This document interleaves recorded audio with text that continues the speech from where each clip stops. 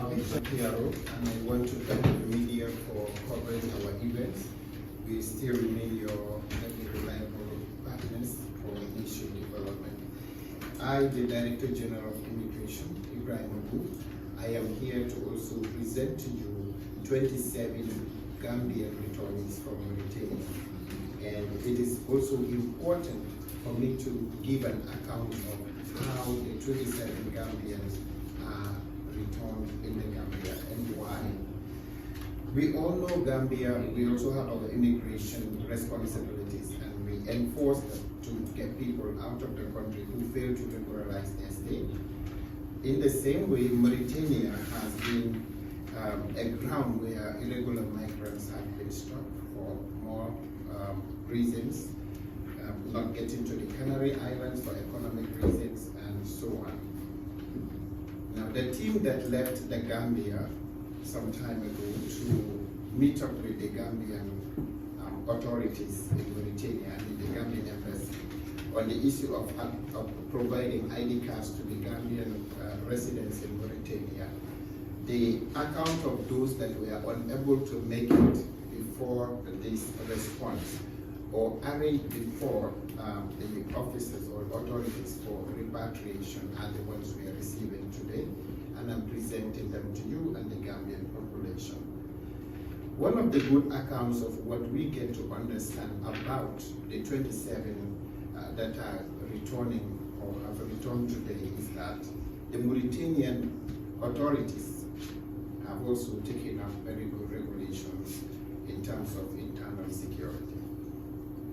One of it is that there are requirements that one should meet before you can stay in the country. And according to reliable sources, you need to have 2 Mauritanians to attest on your presence in Mauritania. And in the same way, when you apply for naturalization here, you need to have 2 referees that will attest to your good behavior, your character, at least to have a written attestation of who you are in the Gambia. So I've come to realize that there are so many procedures that definitely entangle in the procedure of acquiring a work permit, which is of course very, very good for immigration enforcement. Now, number 2, you must have a work permit. We might be flexible as Gambians when you have a work permit or you have been enrolled or perhaps, but your entry is very important for us to know.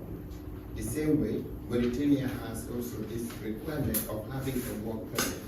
I got to understand that when you are to regularize this work permit, if you are given 90 days, your 90 days, if it elapses, you must leave. You leave and then enter before you can be enrolled for any other regularization of stay. This is very clear. Now, one thing that is also required is tenancy agreement. If you must be residing in Mauritania, you should have a tenancy agreement between you and a landlord. This is also key. One of it also includes medical certificate. You should have a medical certificate. Another is means of support. You should have at least a $50 equivalent to almost 5,000 ubia in the bank for your sustenance. You should have valid documents from your place of origin.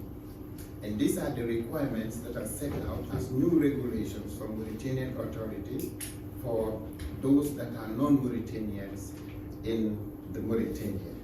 And we happen to have our embassy in Mauritania. We also have Gambians who are residing there on economic reasons.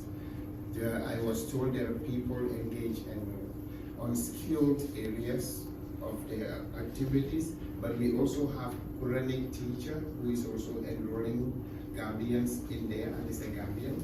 We also have other Quranic schools that also enroll Gambians. So most of it we understand They are providing education, and that is the chronic education to people coming from the Gambia.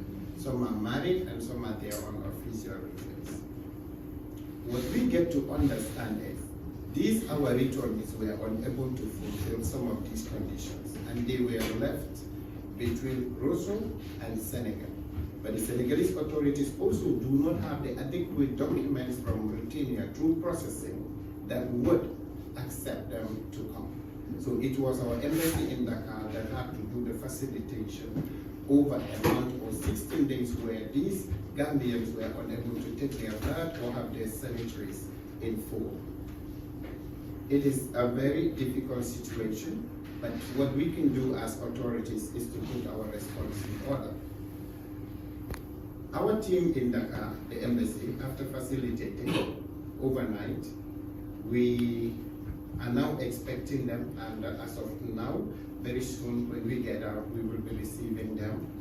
And we thank the Gambia Red Cross for also facilitating that part of their sanitation, and then the GS that are also provided to them.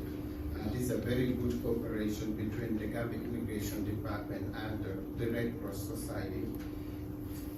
We would also want to thank the embassy in Dakar for the swift facilitation of the return of Gambians from Mauritania. We also would want to thank the embassy in Mauritania, and after all, the whole government, architecture, the office of the president, for giving such a swift response to protect Gambians who are at the mercy of being deported or repatriated from Mauritania. We want to assure the Gambian population and all residents were found that we are committed to the protection of Gambians wherever they are in need. And this is not the first time where we have to go and issue documents to those in Mauritania for them to keep their economic activities and for those on education reasons. We are on a new trend as GID. Digitization is what we are doing, and of course we want to extend our services across Africa and to those into the diaspora. Documentation is a need for all in terms of economic reasons and any other that is attached to your own livelihood. We are cognizant of the importance of these documents, and the government is doing everything it can to ensure that Gambians anywhere are having access to those needs. After thanking the government and to all stakeholders who took part in this, I definitely want to present to you the media for interaction with most of these migrants to get a full account of why the government's response was very necessary.